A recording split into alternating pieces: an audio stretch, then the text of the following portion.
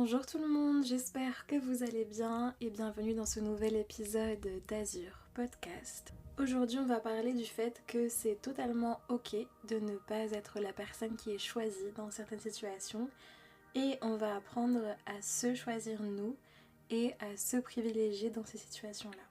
Installez-vous bien et on est parti pour le sujet. Donc dans cet épisode, je vais souvent prendre l'exemple plutôt des relations amoureuses, mais sachez que ce dont je parle, ça peut absolument s'appliquer à toutes les relations, donc amicales, familiales, etc. Faut vraiment pas fermer le truc uniquement aux relations amoureuses. On n'est absolument plus dans la cour d'école où Thomas il hésitait entre son amoureuse Émilie ou son amoureuse Emma. Ça, on arrête, on a tous et toutes bien grandi, on passe à autre chose, on cesse de se considérer comme rien du tout pour se retrouver dans des situations dans lesquelles en fait on est une option pour les gens. Tout simplement parce que il faut savoir que vous n'êtes pas une option, d'accord ?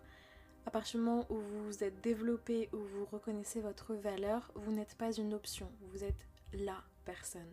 Donc si votre crush, elle choisit d'hésiter entre vous et quelqu'un d'autre, fuyez, prenez vos jambes à votre cou et fuyez, c'est que juste elle ne reconnaît pas votre valeur ou qu'elle s'amuse juste de vous et que c'est un jeu qui pour elle, je sais pas, ça lui fait passer son temps, etc. Mais pour la bonne personne, pour la personne que vous recherchez, vous êtes la seule et l'unique. Donc si quelqu'un en fait hésite entre vous et quelqu'un d'autre, c'est qu'elle ne vous considère pas à votre propre valeur. Si vous avez cette clairvoyance de vous dire ok en fait lui il se fout juste de moi et il me considère pas, c'est déjà très bien, bravo à vous déjà. Mais virez ces gens-là, s'il vous plaît. Parce que en faisant ça, vous vous choisissez vous. Quand eux ne vous auront pas choisi, vous vous serez levé, vous aurez dit ok non là la situation elle est trop pour moi, je décide de me choisir, de me respecter assez pour sortir de cette situation là. C'est quelque chose qu'il faut faire. Et il faut être d'accord avec le fait également de ne pas être choisi parce que si vous n'avez pas été choisi dans une situation, c'est que peut-être... on peut prendre l'exemple par exemple du travail. Si vous avez passé un entretien collectif et vous n'avez pas été choisi alors que c'était genre le taf que vous auriez adoré avoir, si ça se trouve vous auriez fait une dépression monstrueuse parce que vous auriez fini en burn-out dans cette entreprise-là. Ou vous auriez rencontré quelqu'un qui vous aurait fait du mal ou on n'en sait rien. Mais en tout cas, ce qui ne rentre pas dans votre vie, ce pourquoi vous n'êtes pas choisi, c'est que c'est pas quelque chose qui vous bénéficiera. Sachez que Dieu ou l'univers ne dit jamais non. Il retarde ou il enlève quelque chose pour vous donner quelque chose d'encore plus grand et d'encore plus incroyable que ce que vous avez demandé. Il ne vous dira jamais non si vous avez prié, demandé, manifesté sur quelque chose qui vous tient à cœur, votre carrière, un compagnon, une compagne, un ami, etc. Il ne vous dira jamais non. Cependant, il vous écartera des choses qui ne sont pas faites pour vous. À vous après de réagir de la manière dont vous le souhaitez. Soit vous acceptez de ne pas être choisi et vous continuez juste votre vie et vous retentez l'expérience, vous repostulez dans des jobs, vous réacceptez des gens dans votre vie, dans votre bulle, etc.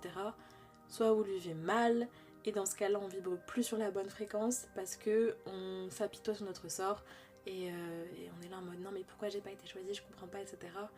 Les gens qui ne vous ont pas choisi, je repars sur les situations des gens et pas des emplois, etc. Mais en fait les gens qui vous ont pas choisi, la décision ils l'ont prise en tout état de conscience. C'est sur eux en fait, c'est sur eux, ça ne vous concerne pas. C'est eux qui ont perdu la personne incroyable que vous êtes en fait. Vous vous rendez compte que vous n'avez rien perdu. Vous n'avez rien perdu parce que s'ils sont plus dans votre vie au jour d'aujourd'hui, c'est que c'est tout. Ils ne devaient pas faire partie de la vie que vous allez créer, que vous avez créée pour vous et pour votre meilleure version en fait. Même si ça fait mal parfois de se rendre compte parce que généralement c'est des gens qui sont très proches de nous. Même si c'est votre famille, je sais que ça fait encore plus de mal quand c'est les proches qui sont du sang. Même si bon voilà, on doit, à mon sens, ça veut rien dire la famille. La famille c'est les gens qu'on choisit plus tard dans son développement. Mais si c'est notre famille ou nos amis proches, ça peut être un peu plus compliqué à gérer de pas être la personne qui est choisie. Mais en fait, vous leur devez rien. Et sachez que eux aussi ce sont des humains en fait. Donc les actes qu'ils ont fait aujourd'hui, il faut également ne pas oublier que ça a été en fait induit par leur passé et par leur capacité ou non à avoir guéri de ça. Donc on est bien d'accord qu'on n'a pas à subir, nous, les répercussions du fait que eux n'ont pas voulu guérir. Ça, on est bien d'accord. Cependant, nous, on a la capacité et la clairvoyance de se dire, ok, ils ont réagi comme ça parce que telle ou telle situation fait que maintenant c'est des adultes qui sont pas forcément développés de la meilleure des manières. Ok, c'est pas grave, juste je vais m'en foutre et je vais passer à autre chose. Mais il faut pas que les décisions que les autres ont faites vous affectent autant. Parce qu'en fait, dans votre développement, il y a certaines personnes, ils sont assez influençables au niveau de leur humeur par rapport aux autres. Il faut pas que vous laissiez les gens rentrer dans votre bulle. Il faut pas que vous laissiez les paroles, les décisions des gens influer sur votre humeur, sur comment vous vous sentez et sur votre reflet de vous-même.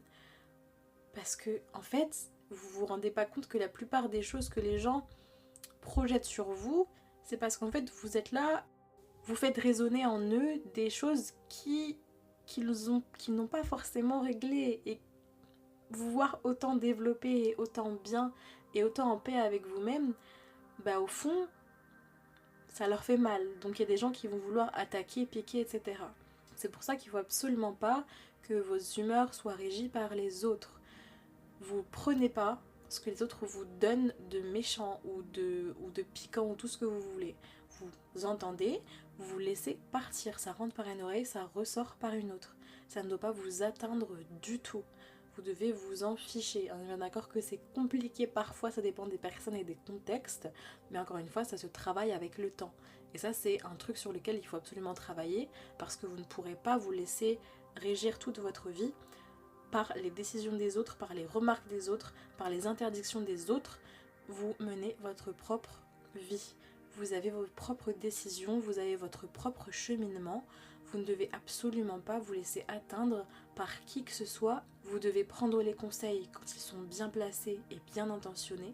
Le reste des remarques, ça doit vous passer littéralement au-dessus. Ça peut vous atteindre quelques minutes, allons-y, quelques heures peut-être, mais pas plus. Vraiment, ça doit vous passer au-dessus parce que vous êtes là pour mener votre propre expérience et votre propre existence. Donc il vous est important de le faire pour vous et pas pour les autres. Prenez vos décisions, écoutez les conseils si vous en avez envie et si ça vient de personnes qui sont légitimes de vous conseiller, mais le reste, vous le laissez où il est. Vous ne le prenez pas avec vous comme bagage émotionnel. Absolument pas, ça c'est interdit. Dans le fond, la seule personne qui est légitime de vous choisir, c'est vous-même. Donc, priorisez-vous un maximum. Essayez vraiment de vous sortir des situations qui vous font du mal, qui vous causent du tort. Je vous souhaite vraiment de vous aimer tellement que à l'avenir il vous sera impossible, ne serait-ce que de vous imaginer dans ce genre de situation-là. C'est vraiment hyper important que vous soyez votre priorité numéro 1 dans votre vie. Il n'y a rien qui doit être plus haut au niveau priorité que vous, pas votre travail, pas votre famille, pas les attentes qu'on a sur vous. Vraiment, il n'y a rien qui doit être plus haut que vous et le fait d'accomplir vos rêves et ce en quoi vous croyez.